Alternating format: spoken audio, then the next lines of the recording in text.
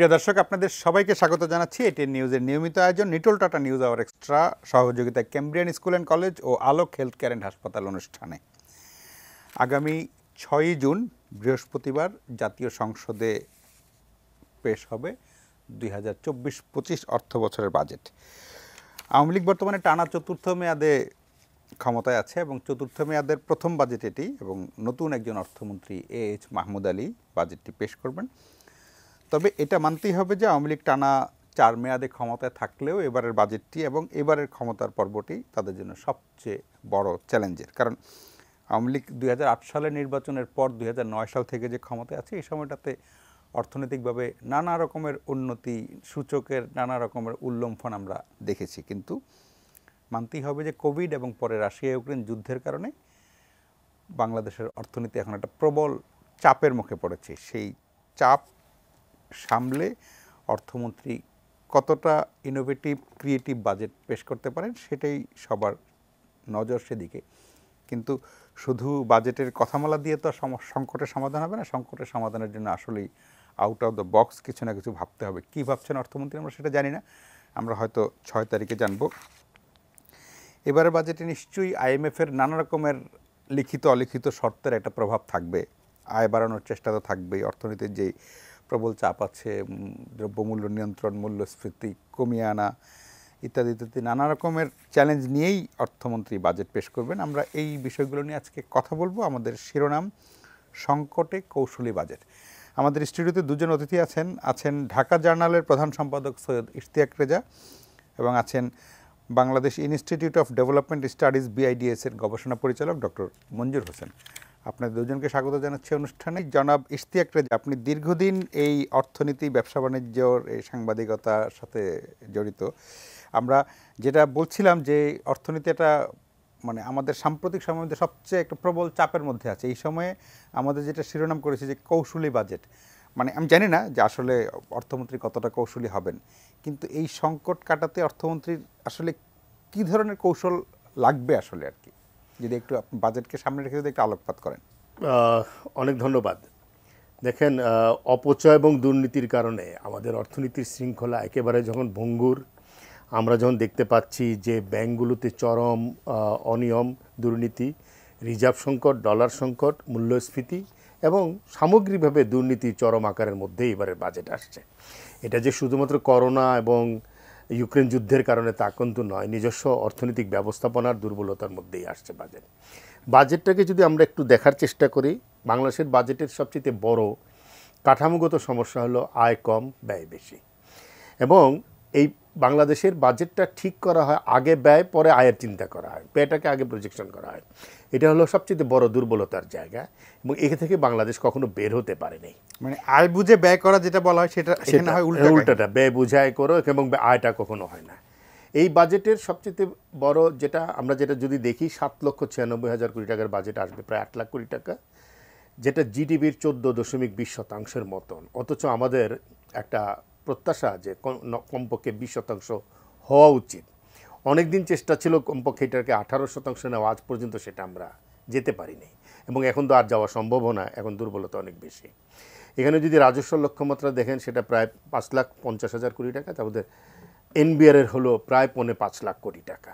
তার অর্থ হলো 2.5 লক্ষ কোটি টাকার একটা ঘাটতি নিয়ে নতুন অর্থ বছরটা শুরু হবে, প্রজেকশন দিয়ে শুরু হবে। আমাদের অর্থনীতির আকার বাড়ছে কিন্তু রাজস্ব আদায় বাড়ছে না এবং সেটা কখনোই জিডিপির 10%কে ছুঁতে পারেনি। ফলে এটি একটা বিশাল দুর্বলতা এবং প্রভাস আমি বলি আমাদের বাজেটের জবাবদিহিতার জায়গাটা সবচেয়ে কম। এই যে NBR প্রতি বছর একটা বিশাল রাজস্ব লক্ষ্যমাত্রা নির্ধারণ করে কিন্তু পরে তা অর্জন করতে পারে না, একটা সংশোধিত আকার তাকে উপস্থাপন করতে হয়, এর জন্য কোথাও তাকে জবাবদিহি করতে হয় না। সরকার যে একটা বাজেট দেয় সেটাও যে আদায় হয়, মানে বাস্তবায়ন হয় না এবং সংসদের মাধ্যমে একটি সংশোধিত বাজেট পাশ করিয়ে নেয়, সেটার জন্য কোথাও তার কোনো জবাবদিহিতা নেই। সংসদে তোলে, হা ভোটে সেটা পাশ হয়ে যায়, কোথাও কোনো প্রশ্ন নাই, কোথাও কোনো জবাবদিহিতা নাই।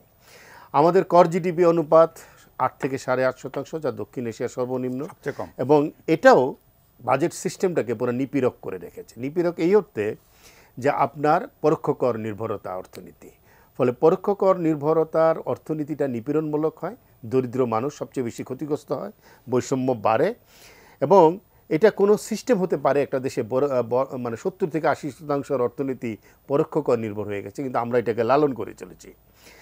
আরেকটা হলো সেটা হলো যে আমাদের একটা লক্ষ্য আছে যে আমরা বাজেটের ঘাটতিটা জিডিপি 5% রাখার চেষ্টা করছি জিডিপির, সেখানে আমরা সফল হচ্ছি।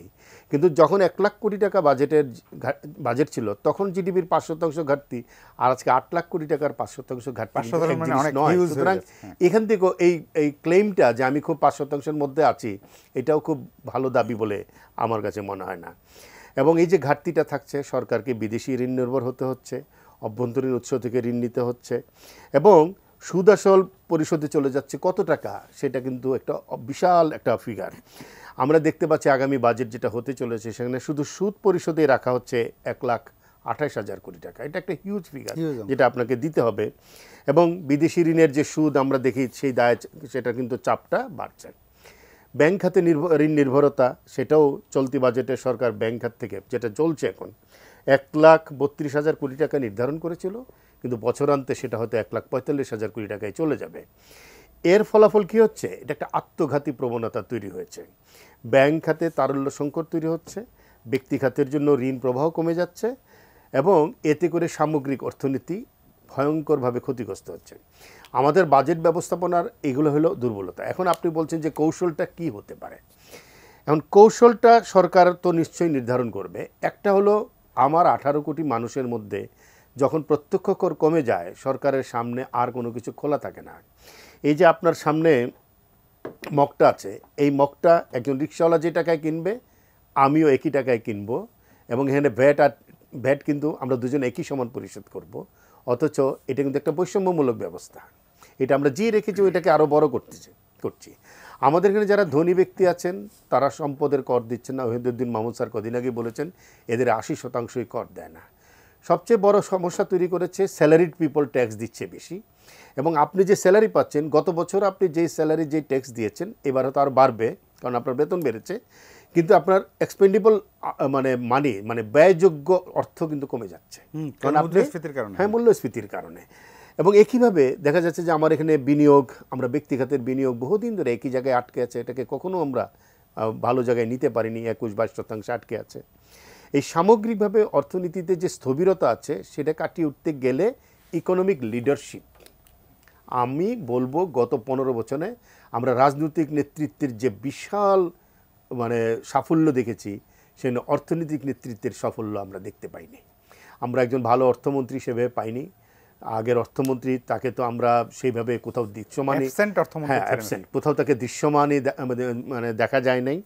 বর্তমান অর্থমন্ত্রী অনেক পুরনো ডিপ্লোম্যাট, অর্থনীতিতেই পড়াশোনা করেছেন, কিন্তু অর্থনীতি সংশ্লিষ্টতা নিয়ে আমাদের প্রশ্ন আছে, এবং তিনি যথেষ্ট একজন বয়স্ক ব্যক্তি। অর্থ প্রতিমন্ত্রীর উপরেই হতো পুরো চাপটা যাবে, তিনি ব্যাংকিং ক্যারিয়ার থেকে এসছেন। কৌশল কি হবে? কৌশল একটা হতে পারে, আপনার রাজস্ব আয়ের ক্ষেত্রে আপনাকে প্রত্যক্ষ করের দিকে হাত বাড়াতে হবে, কিন্তু সরকার করছে কি সহজ পন্থায় চলে গেছে। যেই জায়গাগুলো থেকে সহজে কর পাওয়া যায় সেখানে হাত দিয়েছে। মোবাইল কল, গরিব মানুষ কিছু বলবে না, সাধারণ মানুষ। আপনাকে ওই যে সিগারেট, ওই আপনাকে সেবা, কোনো ধরনের ইনোভেশন নাই, কোনো ধরনের নতুন চিন্তাভাবনা নাই, এবং একটা নিবর্তনমূলক ব্যবস্থা জিয়ে রেখে গলায় পাড়া দিয়ে ব্যবসা থেকে আপনি টাকা নেওয়ার চেষ্টা করছেন। এই ব্যবস্থা আসলে বেশি দিন টিকবে বলে মনে হয় না। এইভাবে নিপীড়নের ভিতর দিয়েই অর্থনীতি যাবে। জি, আপনাকে অনেক ধন্যবাদ ডক্টর মঞ্জুর হোসেন। যেমনটি সৈয়দ ইশতিয়াক রাজা বলছিলেন যে আমাদের আয়ের চেয়ে ব্যয় বেশি, এবং আমরা শুরু আসলে ব্যয় দিয়ে করি, তারপর আয়ের, এবং আয়ের সংকুলান তো হয় না। সেই কারণে যে নিবর্তনমূলক ব্যবস্থা করে রাজস্ব আয় বাড়ানোর চেষ্টা করা হয়, কিন্তু খুব ইনোভেটিভ হয় না কখনোই। এই যে আয় ব্যয়ের যে ব্যালেন্স, কখনোই আয় বেশি হয় না ব্যয়ের চেয়ে, প্রত্যেকবারই একটা ঘাটতি থাকে। এই বারবারই ঘাটতি, এবং যেটা বললেন যে আমাদের এই ঋণ নিতে নিতে সেটার সুদের টাকাও অনেক টাকা, কত অঙ্ক যেটা বললেন, অনেক টাকা দিতে হয় প্রত্যেক বছর। এইভাবে আসলে এটা শেষ কোথায় কি আমি জানি না, অর্থনীতি হিসাবে যে প্রত্যেক বছরই তো ঘাটতি থাকছে, জায়গাটা পোষাচ্ছি, তারপরে এইটা শেষ হবে কোথায় গিয়ে? আমি একটা বোঝার জন্য আমি খুব একদম আমার বোকার মতো মনে হচ্ছে নিজেকে। ঠিক আছে, ধন্যবাদ। অর্থনীতির বাজেটে ঘাটতি থাকাটা খারাপ কিছু না। অর্থনীতিতে আপনি আমাদের মতো ডেভেলপিং কান্ট্রিগুলো অলওয়েজ ঘাটতি বাজেটই করে, এবং ঘাটতি বাজেট করাটার অর্থনৈতিক লজিকও আছে। আমরা যেটা ফিসকাল মাল্টিপ্লায়ার বলি, আপনি যত টাকা খরচ করবেন তার চাইতে আরও অনেক গুণ বেশি তার বেনিফিট আসবে, স্পিল ওয়ার বেনিফিট আসবে। এবং ঘাটতি রাখতেই হবে আমাদেরকে। আপনি দরিদ্র মানুষ, আপনি ইনভেস্টমেন্ট করবেন, বড় কিছু একটা ফার্ম বা অন্য কিছু ইন্ডাস্ট্রি করবেন, আপনাকে লোন নিয়েই করতে হবে। এবং আপনি যদি ইন্ডিভিজুয়াল লেভেলে, মাইক্রো লেভেলে দেখেন, আছে গার্মেন্টস ফ্যাক্টরি বলেন, সবাই কিন্তু লোন করছে। এর অর্থ এই না যে আপনি খারাপ অবস্থা আছেন। প্রশ্ন হলো যে আপনার ফিসক্যাল স্পেসটা কতটুকু আছে, অর্থাৎ আপনি যে ঋণটা করছেন, ঋণটা শোধ দেওয়ার ক্ষমতাটা আপনি বাড়াচ্ছেন, সক্ষমতা আপনি বাড়াচ্ছেন কিনা, বাড়ছে কিনা। আমার কাছে সেটাই বড় প্রশ্ন। ঘাটতি থাকাটা খুব বেশি বড় প্রশ্ন না। এটা সাধারণত রুল অফ থাম 5% অফ জিডিপি বলে, সেটা রিলেটিভ টার্মে সেভাবেই আছে। কিন্তু যেই প্রশ্নটা রয়ে যাচ্ছে বারবারই, ওই 5%ও আসলে শেষ পর্যন্ত যায় টিকে কিনা। সেক্ষেত্রে আপনার এক্সপেন্ডিচার কাট করতে হয়, ইনভেস্টমেন্ট কাট করতে হয়, বিভিন্ন জায়গায় যায়, রিভাইজ বাজেটে যায় সেই কাজটা করতে হয়। কিন্তু আমি যে প্রশ্নটা বলতে, যে বিষয়টা আলাপ করতে চাই, ইশতিয়াক ভাই সমস্যাগুলো সবই বলেছেন, এর কোনো দ্বিমত নাই। মোস্টলি উনি মোর ইনফর্মড। কিন্তু যেই কথাটা দরকার, যে বিষয়টা আমি পার্সোনালি এক্সপেক্ট করি এই বাজেটে, সেটা হচ্ছে যে আমরা গত 2 বছর যাবতই, 2 বছর না, আরও একটু বেশি, কোভিড থেকে শুরু করে অর্থনীতি একটা ডাউন একটা ট্রেন্ডের মধ্যে দিয়ে চলছে এবং বিভিন্ন রকম সমস্যা আসছে, সেটা বাইরের থেকে হোক, ভিতরে মিসম্যানেজমেন্ট হোক, সব। কিন্তু যেটাই নতুন বর্তমান সরকার, যেটা নতুন সরকারই আমি বলবো এই বছরে, তাদের কাছে একটা বড় প্রত্যাশা হচ্ছে একটা বড়সড় ধরনের সংস্কারমূলক কার্যক্রম। উনি যে বললেন নিবর্তনমূলক, যা আছে আমরা যেটা বলি লো হ্যাঙ্গিং ফ্রুটস, আপনি যেগুলো সহজে পান সেই জিনিসগুলাই ধরছেন বা ধরবেন। এর দ্বারা কিন্তু অর্থনীতির বর্তমান যে আপনি সংকটময় মুহূর্ত, এটা পুরো সংকট না বললেও সংকটের কাছাকাছি, সেখান থেকে বের হওয়া কিন্তু এটা সলিউশন না। আপনাকে একটা মিডিয়াম টু লং টার্ম, যেটা আমরা আশা করি, সেটা হচ্ছে একটা সংস্কার কার্যক্রম, একটা রোড ম্যাপ থাকা দরকার। অর্থাৎ সেটা এই বাজেটের মাধ্যমেই হওয়া উচিত। কারণ বাংলাদেশে এমন কোনো ফোরাম নাই যেখানে অর্থমন্ত্রী বা কেউ এত ইকোনমিক পলিসি মেকিং নাই যেখানে আপনি এই রিফর্মসগুলোকে আলোচনা করবেন বসে, সেটা বাজেটই হয়। এই জন্য আমাদের দেশে বাজেট নিয়ে এত আলোচনা হয়, বিদেশে কিন্তু অত আলোচনা হয় না। সেই রিফর্মসগুলো কী কী হতে পারে? যেমন একটা বড় জায়গা হচ্ছে এই আপনার ট্যাক্স সিস্টেম বা যেটা বলে রেভিনিউ সিস্টেম। সেই আপনি, আমরা এখন যাদেরকে পাচ্ছি 1%, 2%, 5% বাড়িয়ে কমিয়ে, এগুলো দিয়ে কোনো রকম চলতে পারে আর কি। এটার দ্বারা আসলে আপনি যে মিডল ইনকাম স্ট্যাটাসে যেতে চাচ্ছেন, এই ধরনের একটা বিশাল, উনি যেটা বললো মাল্টিপ্লাই হবে না, অল্প না, সেটা তো নাই। আপনি হচ্ছে 14% অফ জিডিপি আমাদের এক্সপেন্ডিচার, এটাতেই আমাদের ঋণ করতে হচ্ছে 5% অফ জিডিপি বা তার বেশি, যেখানে ইস্ট এশিয়ান কান্ট্রিগুলো 30% প্লাস। তো আপনি যদি ব্যয় বেশি না করতে পারেন, দেশ আগাবে কীভাবে? ইনভেস্টমেন্ট যদি বেশি না করতে পারেন, সেখানে আগাবে কীভাবে? আমি একটা ছোট্ট উদাহরণ দিই। আমরা একটা বলি যে এটা হ্যারড ডোমার মডেল, এটা সিম্পলিস্টিক ফর্মে যেটা বলে যে আপনি যদি ক্যাপিটালের এফিসিয়েন্সি এটার দ্বারা বোঝা যায়, একটা হিসাব হচ্ছে যে আমাদের বর্তমানের বিনিয়োগের হার হচ্ছে 31 থেকে 32%, তার মধ্যে 7-8% হচ্ছে সরকারি বিনিয়োগ, আর বাকি 23%, বা এটা অনেক দিন যাবত একই রকম চলছে। তো এই বিনিয়োগ দ্বারা আপনি কত % জিডিপি অর্জন করতে পারেন সেটা ডিটারমাইন করে আয়কর বলি আমরা। সেটা ধরেন যদি এখন 6% বা বিলো আমরা পাচ্ছি, 6% ধরি, 32% ইনভেস্টমেন্ট দিয়ে আমরা, আমাদের আয়কর হবে 5.5-এর মতো। তার মানে হলো আপনি, এটা কিন্তু ক্যাপিটালের এফিসিয়েন্সি ইন্ডিকেট করে না, সেটা স্ট্যান্ডার্ড হচ্ছে 4, ইন্ডিয়াতে 4.5।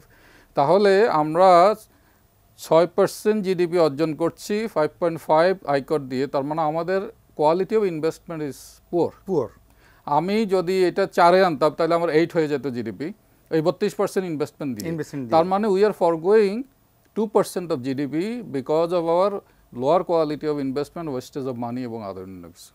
তার মানে হচ্ছে আমাদের যদি ইনভেস্টমেন্টের কোয়ালিটি না বাড়াতে পারি, সেটার সাথে ওয়েস্টেজ আছে, করাপশন আছে, অন্য কিছু, তাহলে কিন্তু আপনি একই টাকা দিয়ে আরো বেশি কিন্তু বিনিয়োগ বা আরো বেশি কিন্তু আরো বেশি আউটপুট পেতে পারতেন। তাহলে এই জায়গাগুলোতে করতে হলে একটা রিফর্মসের দরকার, সংস্কার দরকার, ইনস্টিটিউশনগুলো সংস্কার দরকার আছে, সিস্টেমের সংস্কার দরকার আছে, কিভাবে আপনি প্রজেক্টগুলো নেবেন, কিভাবে প্রজেক্টগুলোতে অ্যালোকেট করবেন এফিশিয়েন্টলি রিসোর্সেস, আপনি রিসোর্স ম্যাপিংও করা দরকার যে আমার আসলে কত রিসোর্স আসবে, আমি এই বছর কোথায় থেকে পেতে পারি। সেখানে অনেক ইনোভেটিভ ফাইন্যান্সিং মডেল আছে বা অন্য জিনিস আছে, সেখান থেকে আপনি অ্যালোকেশন অফ রিসোর্সেস কত এফিশিয়েন্টলি করতে পারেন। না হলে আমরা যেসব কথা পত্রপত্রিকায় দেখি, আপনি পদ্মা কেনার জন্য 5,000 টাকার পদ্মা 5 লাখ টাকা দিয়ে কেনার মধ্যে টাকা আসে কোথেকে?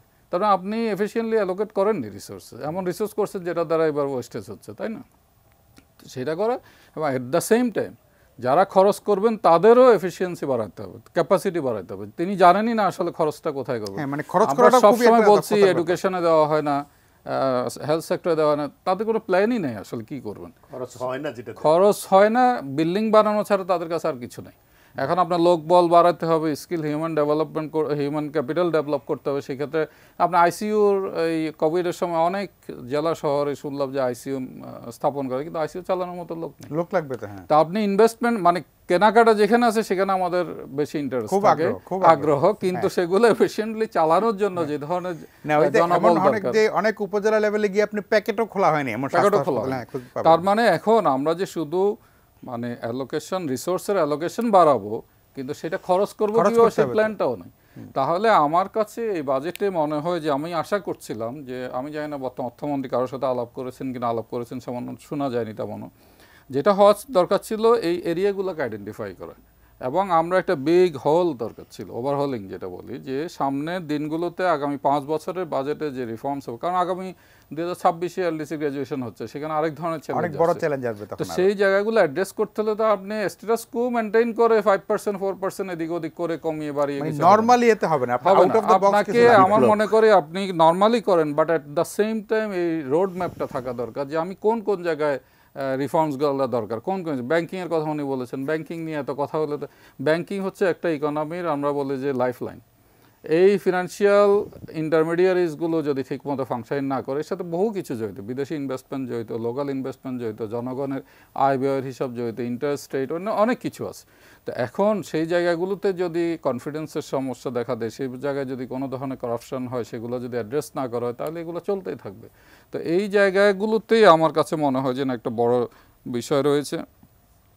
আর আমি এক্সটার্নাল সেক্টর নিয়ে সেটা কিছুটা টেকনিক্যাল, সেখানেও কিছু সমস্যা তো আছেই, সেগুলো যদি আমি মনে করি দক্ষতার অভাব আছে, যারা এটা ম্যানেজ করেন।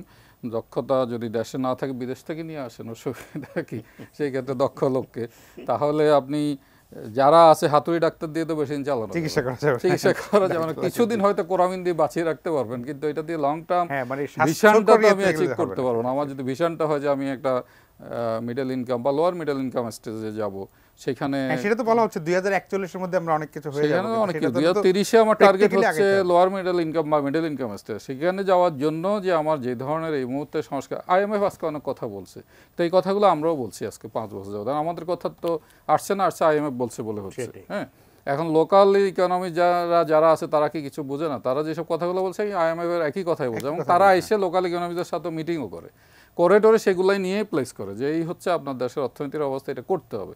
ভালো কথা, তাদের চাপেও যদি করতে হয়, নট ব্যাড, কিন্তু কথা হলো যে সেগুলার কিছু সমস্যাও আছে। আমি যেটা বলি যে আমি সবসময় বলি যে আপনার ডায়াগনোসিস ঠিক আছে, প্রেসক্রিপশনটা বা ট্রিটমেন্টের পলিসিটা ঠিক নেই, যেটা আইএমএফ এর ক্ষেত্রে অনেক। আমি নিজেও দেখেছি বহু দেশে আইএমএফ প্রোগ্রাম ফেল করেছে, তার কারণেই একটা, তারা ডায়াগনোসিসটা ঠিক মতো দেয়, কিন্তু ট্রিটমেন্টটা, ওষুধের ডোজটা ওনারা ঠিক মতো হয় না, টাইমিং। যেমন আমাদেরকে এখন বলা হলো গত 2 বছর যাবত আমরা এনার্জি প্রাইস আপার ওয়ার্ড অ্যাডজাস্ট করে যাচ্ছি। এখন এনার্জি প্রাইস অ্যাডজাস্টমেন্টের সাথে আপনি ইকোনমি ওয়াইড একটা ইনফ্লেশন ইম্প্যাক্ট আছে। এখন আপনি এই ধরনের একদিকে ইনফ্লেশন কমাতে চাচ্ছেন, আবার এনার্জি প্রাইসটা বাড়াচ্ছে, এটা input cost, production cost, transport cost সবগুলোকে এফেক্ট করে। এখন এই জিনিসটা তো বহু আগে থেকে বলা হচ্ছে, এনার্জি প্রাইসটা স্লোলি গ্র্যাজুয়ালি অ্যাডজাস্ট করেন। এখন এনার্জি প্রাইস করতে যায় জনগণের উপর পড়ছে। এখন যতটুকু শোনা যায় তাহলে আমরা বাইরের থেকে ইম্পোর্ট করছি, যেটা ক্যাপাসিটি চার্জ বলে একটা অ্যামাউন্ট দিয়ে যাচ্ছি, তাহলে আগে ওখানে হাত না দিয়ে শুধু প্রাইস বাড়ালে তো জনগণকে এফেক্ট করছে। এরকম অনেক ধরনের রিফর্মসের, এনার্জি সেক্টর রিফর্মস আছে, ফিনান্সিয়াল সেক্টর রিফর্মস আছে। আমি মনে করি যে ইনফ্লেশন ম্যানেজমেন্টে ফিসকাল সাইডেও কাজ করার সুযোগ আছে। আমরা একটা বিরতিতে যাই, বিরতির পরে আবার আসবো, তখন এই রিফর্মসগুলো আরেকটু বিস্তারিত জানার চেষ্টা করব। প্রিয় দর্শক, আশা করি ফিরে এসে আপনাদের সঙ্গেই পাবো।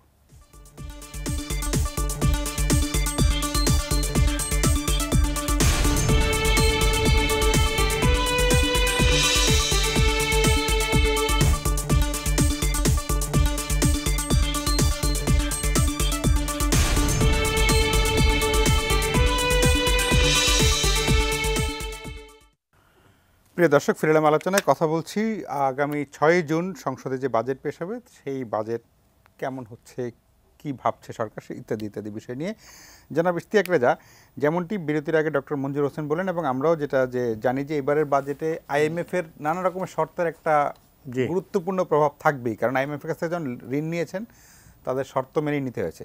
তবে মজাটা হলো যেটা ডক্টর মঞ্জুর হোসেন যেটা বলছেন যে আইএমএফের শর্তগুলো যে খারাপ তা তো না। তারা বলবে হয়তো রাজস্ব আয় বাড়াও, কর ছাড় কমাও, ভর্তুকি কমাও, সংস্কার করো ইত্যাদি, এইগুলা খারাপ কিছু না। কিন্তু বাংলাদেশের অর্থনীতি আবার এখন যে জায়গায় দাঁড়িয়ে আছে, ভর্তুকি কমাতে গেলে ধরেন নিম্ন আয়ের মানুষ, মুদ্রাস্ফীতি, দ্রব্যমূল্য সব মিলে খুব একটা টানাটানির মধ্যে আর কি। আইএমএফ আমাদের বাজেটকে কতটা প্রভাবিত করছে রাইট নাও? না, ফিসকাল পলিসিতে আইএমএফ অবশ্যই কিছুটা হলেও প্রভাবিত করছে, কিন্তু বড়ভাবে করছে বলে মনে হয় না। বড়ভাবে করছে আমার অর্থনৈতিক ব্যবস্থাপনা, ওই জায়গাটাই আমার একটা বড় দুর্বলতা রয়েছে। দেখেন, আইএমএফ যে সংস্কারগুলোর কথা বলছে, ওটা আইএমএফকে বলতে হবে কেন? এটা তো আমার নিজের তাগিদেই করবার কথা, তাই না? রাজস্ব আয় বাড়াইতে হবে, এটা আইএমএফ এর বলার কি আছে? সংস্কার করতে হবে, প্রাতিষ্ঠানিক সংস্কার করতে হবে, এবং আমার রাজস্ব সক্ষমতা বাড়াতে হবে, অনেক বেশি ডিজিটালাইজ করতে হবে সিস্টেমের মধ্যে, ডিসক্রিশনারি পাওয়ার কমাতে হবে। এগুলো তো অর্থনীতিবিদরাকে আজকে থেকে বলেন, বহু আগে থেকে বলছেন। প্রথম কথা হলো, বাজেট নিয়ে আসলে মানুষের কোনো প্রত্যাশাই নেই। আপনি অনেক প্রত্যাশার কথা আলোচনা করছেন, সাধারণ মানুষ বাজেট নিয়ে প্রত্যাশা করে না। এবং বাজেট নিয়ে সাধারণ মানুষের কথা হলো, সরকার আসলে কতগুলি কথার জিমনেস্ট করে, ওটার মধ্যে করে মানুষকে একটা ধোকা দেয় এবং দিয়ে জিনিসপত্রের দাম বাড়ায়, এবং এখানে কোনো মানুষের উপকার হয় না। এই পারসেপশন থেকে যে জনগণকে বের করতে পারে নাই, এটা হলো স্বাধীনতার 53-54 বছরের বাজেটের সবচেয়ে বড় ব্যর্থতা। বাজেটের চ্যালেঞ্জগুলো যদি আমরা এই মুহূর্তে দেখি, আইএমএফের সাথে আপনি মিল পাবেন। দেখবেন, একটা হলো বেসরকারি বিনিয়োগ। এটিকে আজকে থেকে বলা হচ্ছে বেসরকারি বিনিয়োগের কথা, যেটা জিডিপির 23.64% 22-23 সালে ছিল।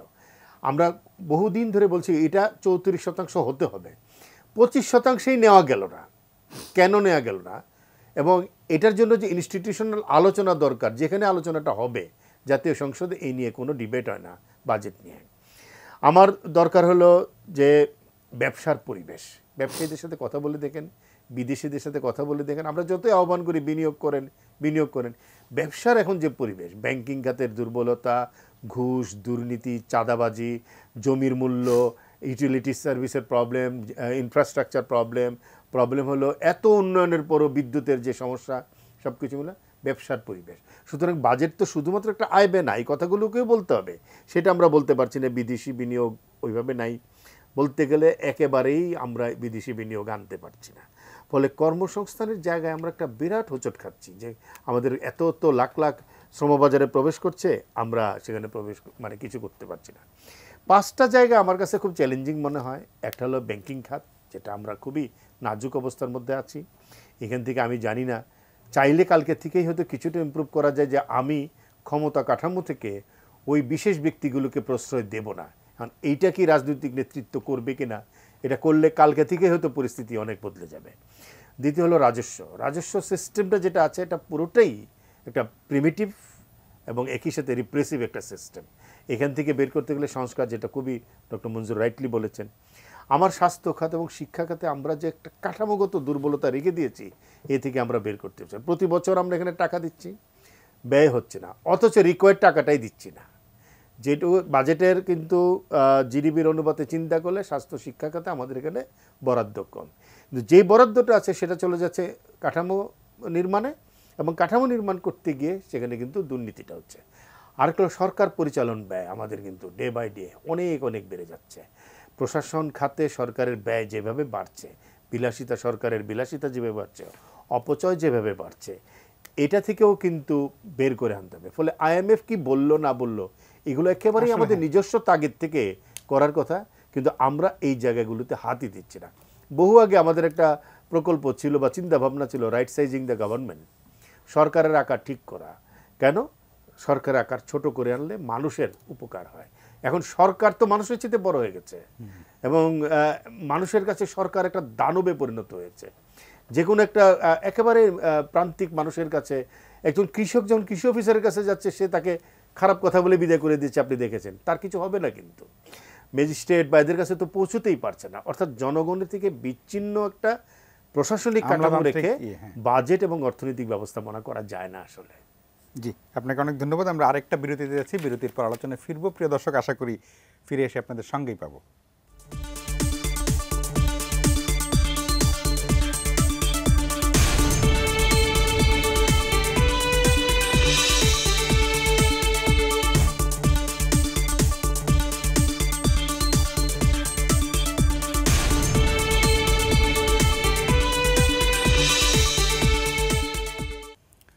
প্রিয় দর্শক, ফিরে এলাম আলোচনায়। কথা বলছিলাম আগামী অর্থ বছরের বাজেট যেটা আগামী 6 জুন আসছে সংসদে, সেটার নানা দিক নিয়ে জনাব ডক্টর মঞ্জুর হোসেন, মানে আলোচনাটা সবচেয়ে বেশি আসলে স্বাভাবিকভাবেই ব্যয় যেহেতু বেশি, আয় বাড়ানো নিয়ে এবং মানে আমাদের রাজস্ব আয় নিয়ে নানা রকমের কথাবার্তা হয়, যেটা ইশতিয়াক রেজা বললেন যে নিবর্তনমূলক ইত্যাদি।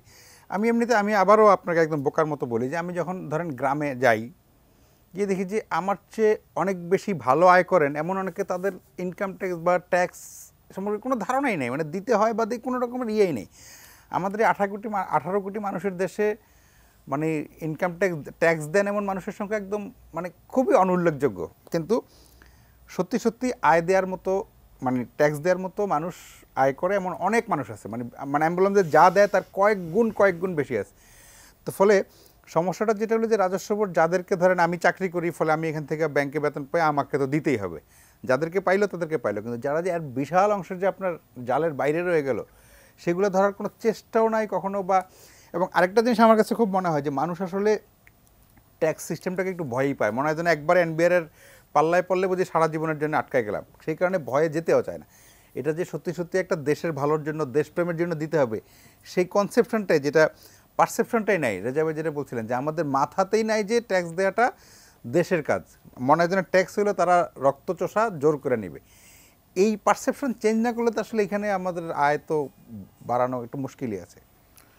ট্যাক্স নিয়ে অনেক ধরনের ট্যাক্স কালেকশন নিয়ে, যে উনিও বললেন যে আমরা ইনডাইরেক্ট ট্যাক্সের উপর অনেক বেশি ডিপেন্ডেন্ট, যেটা সবচেয়ে সহজ। আমি আগে বলছি লো হ্যাঙ্গিং ফ্রুট, যেটা সহজ, যেটা ধরে দেওয়া যাবে, সেটাও যে আমি ফুললি ভালোভাবে পাচ্ছি তাও না, কিন্তু কতটুকু ভ্যাট জমা দিচ্ছে, দেওয়া হচ্ছে, সেটাও আমরা জানি না। সেখানে আবার অনলাইন করা হয়েছে, কিন্তু আবার শুনি যে হার্ড কপিও জমা দিতে যাইতে হয় সার্কেলে। সুতরাং কিন্তু আমার কাছে যেটা মনে হয়, আপনি ট্যাক্স কাভারেজে যে কথাটা বলছেন এটা তো ট্রু। এখন কথা হলো যে এনবিআর এর, আমি যেটা বলতে চাচ্ছিলাম যে আমি ওভারঅল একটা বলেছি, এনবিআর এরও একটা বড় ধরনের একটা ইনস্টিটিউশন রিফর্মসের দরকার আছে। সেই কথাটা আমরা আগেও বলছি। একটা হচ্ছে যে যারা সারাক্ষণ ট্যাক্স কালেকশন করছে, অ্যাডমিনিস্ট্রেশন নিয়ে ব্যস্ত আছেন, তাদের পক্ষে তো ওভারভিউটা, বিগ পিকচারটা দেখার সুযোগ নাই। তাদের কাছে এখন যে কয়জন আছে তাদেরকেই আরেকটা হয়তো ট্যাক্স বাড়ায় নিলাম।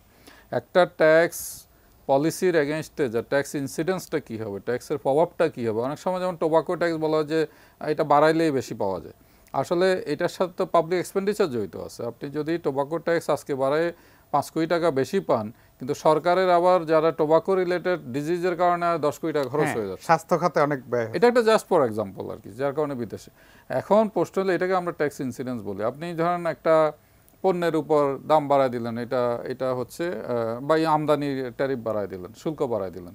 এটার ফলে আপনি ভাবছেন যে আপনি লোকাল ফার্মকে আপনি কিছুটা বেনিফিট দিলেন, সে গ্রো করবে। আসলে এটা যে মার্কেটে এক্সপোর্টকে ইনডাইরেক্টলি আবার এফেক্ট করছে, সেই কথাটা জানা তাদের পক্ষে সম্ভব না। এখন ট্যাক্সের ক্ষেত্রে অনেক ক্ষেত্রে হয় যে ব্যবসায়ীরা মানে আবেদন নিবেদন করেন, এটার প্রেক্ষিতে কিছু জিনিস হয়, আবার ইদানিং ব্যবসায়ীরাও বলছেন তাদের সাথে আলাপ হয় না।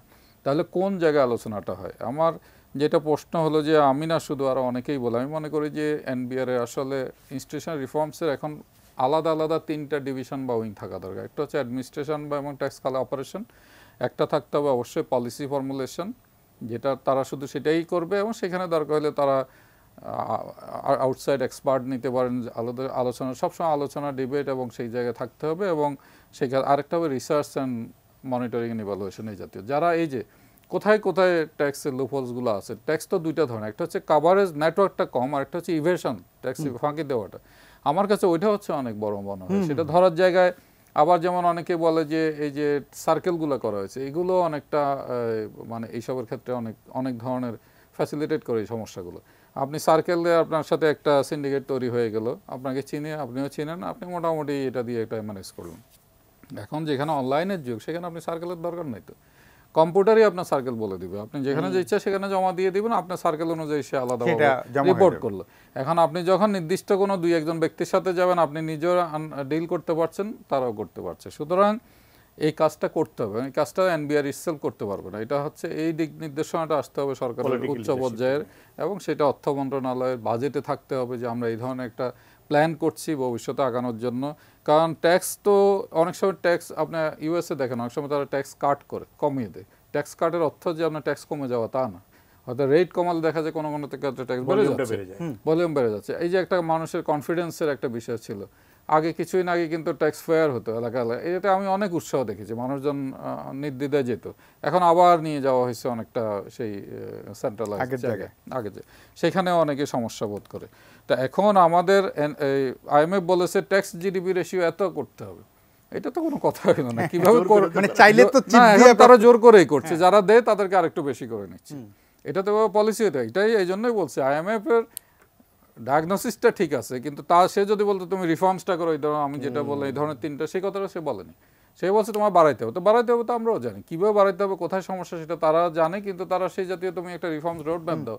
আজকে IMF যদি এই রোড ম্যাপ দিত, এটা হয়তো পালিত হতো, হয়তো করতে হতো, কারণ হচ্ছে তাদের সাথে তো সরকারের একটা ফিনান্সিয়াল এঙ্গেজমেন্ট আছে, একটা এটা বরং সহজ হতো, রিফর্ম করলে একটা টেকসই জিওপলিটিক্যাল ইস্যু আছে, সুতরাং তাদের মাধ্যমে এগুলো আসলে আরো ভালো হতো, কিন্তু তারা কিন্তু সেই কাজটা করেনি। তারপরে তারা কি আমাদের ভালো চায় না কি? উনি বারবার নিবর্তনমূলক বলছেন, আমার একটু কানে লাগছিল, নিবর্তন শব্দটা একটু বেশি হার্শ হয়ে যায় মনে হয়, কিন্তু কথা হলো যে IMF প্রেসক্রিপশনও কাইন্ড অফ নিবর্তনমূলকই হয়ে যাচ্ছে, কারণ তারা বলছে বাড়াইতে হবে, না বাড়াইলে পরবর্তী কিস্তিরা ছাড় দিব না, তো তার মানে বাড়াই দাও, যারা 10% দিত তারা 12% করে দাও, AIT যারা এখানে কম দিত সেখানে বাড়াই দাও। এখন কথা হলো আমি তো NBR এর অফিসিয়ালদের দোষ দিতে পারি না, তারা তো এর বাইরে চিন্তা করা বা তার স্কোপই না, সে সারাদিন এগুলো ক্যালকুলেট করবে না, চিন্তা করবে যে কীভাবে হতো, এটার জন্য অন্য জায়গায় করতে হবে। এটা করার জন্য NBR নিজের ক্যাপাসিটি না থাকলে অন্যদের সাহায্য নেই, রিসার্চ থিঙ্ক ট্যাঙ্ক আছে, অন্যান্য আছে। তারপর আমি মনে করি যে NBR এর ভবিষ্যৎ কর্মপন্থার মধ্যে ইনস্টিটিউশনাল রিফর্মসটা অবশ্যই থাকতে হবে, না হলে দেশের কোনোভাবেই আপনি মিডল ইনকাম বলেন, উপরের দিকে বলেন, এটা যেতে পারবেন না, এভাবে সম্ভব না। আমরা অনুষ্ঠানের শেষ বিরতিতে যাচ্ছি, বিরতির পর আলোচনায় ফিরবো, আশা করি সঙ্গেই থাকবেন।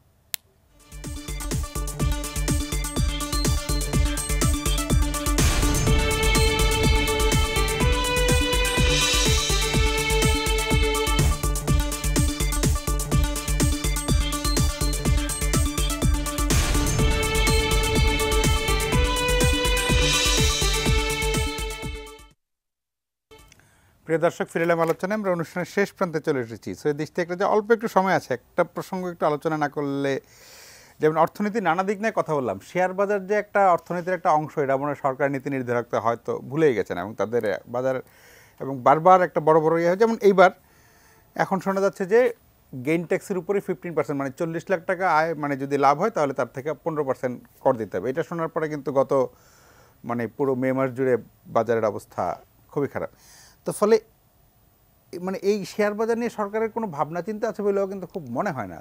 না, নাই তো। কারণ হলো 2010 সালে সর্বশেষ শেয়ার বাজার পতনের পরে খেয়াল করে দেখেন যে কোনো ধরনের কারেক্টিভ মেজার্স যেটা মার্কেটে নিতে হয় সেগুলো আমরা দেখি নাই। বরং যেটা আমরা দেখেছি সেটা হলো সেই ব্যক্তিগুলাই যাদেরকে দায়ী করা হয়েছিল বা যাদেরকে সন্দেহ করা হচ্ছিল, তারাই কিন্তু নেতৃত্বের অবস্থানে চলে আসছে। কাঠামোগত কোনো পরিবর্তন আসে নাই, এবং সিকিউরিটি এক্সচেঞ্জ কমিশন যে বাইরে অনেকগুলো, আমি বারবার বলি জবাবদিহিতার কথাটা সবসময় বলি, এই যে BSEC এখনকার চেয়ারম্যান শিবলি রুবায়েত সাহেব বিভিন্ন দেশে রোড শো করলেন, কি বিনিয়োগ আনলেন তিনি, এতগুলো রোড শো করলেন, কিন্তু কোথাও কোনো জবাবদিহিতা নাই। উনি কিন্তু করেছেন, কিন্তু এখানে গেছেন সেখানে গেছেন, এটা করেছেন। শেয়ার বাজারে আরও সমস্যা হলো যে কোনো ক্ষেত্রে অতিমাত্রায়, যেমন এই মুহূর্তে একটা বন্ডের কথা বলা হচ্ছে, বন্ডটা বাজারে আসবে, এর আগে সুসুক বন্ড আসছে, কোনো কাজে লাগে নাই, নতুন একটা বন্ডের কথা বলা হচ্ছে, সেটা যেভাবে ইস্যু করা হয়েছে, তার যে ম্যানেজার হয়েছে, প্রত্যেকটা ক্ষেত্রে আপনি দেখবেন যে সন্দেহজনক লেনদেন হচ্ছে এখানে, এবং বাজারে ভালো শেয়ারের অভাব, আপনি ভালো শেয়ার খুঁজেই পাবেন না। এখানে জেড ক্যাটাগরির শেয়ারগুলোকে নানা খেলাধুলা হয় বেশি, সেখানে ফ্লোর প্রাইস নিয়ে নানা ধরনের খেলা, একবার তুলে দেওয়া হয়, একবার ইম্পোজিট করা হয়, মানে কোথাও কোনো একটা স্থায়ী ব্যবস্থা নাই।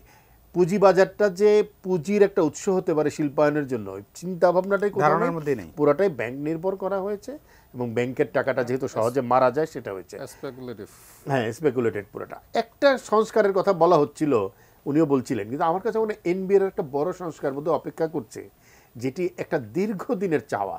সেটা হলো অভ্যন্তরীণ সম্পদ বিভাগ বলে যে NBR-কে নিয়ন্ত্রণকারী সংস্থায়, এটি তুলে না দিলে NBR-এর নিজস্ব পেশাদারিত্বই তৈরি হবে না। এটা কেন চিন্তা ভাবনা করছে না, এটা IMF বলছে, কিন্তু অনেকেই বলাবলি করছে এরা রেখে দেওয়া হচ্ছে। ঠিক একইভাবে অর্থ মন্ত্রণালয়ের অধীনে ব্যাংক এবং আর্থিক প্রতিষ্ঠান বিভাগ, এই প্রশাসনিক রাজনৈতিক হস্তক্ষেপ করার জন্য যদি এগুলো রেখে দেওয়া হয়, তখন কি পেশাদারিত্বের জায়গাগুলো, ওই যে রিসার্চ, মার্কেট অ্যাসেসমেন্ট, আমার প্রজেকশন, এগুলো তখন আর হয় না। জি, আপনাদের দুজনকে অনেক ধন্যবাদ। প্রিয় দর্শক, আপনারা ভালো থাকবেন। 6 তারিখে অর্থমন্ত্রী কী বাজেট পেশ করবেন তার অনেক কিছুই অবশ্য গণমাধ্যমে এসেছে, তাও আমরা পুরোটা নিশ্চয়ই 6 তারিখে দেখতে পাবো। তবে এটা আলোচনায় মোটামুটি ঠিক যে বড় রকমের সংস্কার ছাড়া যে গতিতে অর্থনীতি এগুচ্ছে, এই সংকট থেকে এই রাস্তায় বেরোনোটা খুব সহজ হবে না। কিছু না কিছু আউট অফ দ্য বক্স, কিছু না কিছু কৌশল, কিছু না কিছু ইনোভেটিভ আইডিয়া, চিন্তাভাবনা লাগবেই। সেটা নিশ্চয়ই যারা দায়িত্বে আছেন তারা আমাদের চেয়ে আরও অনেক ভালো করেই বুঝবেন বিষয়টা। ভালো থাকবেন সবাই।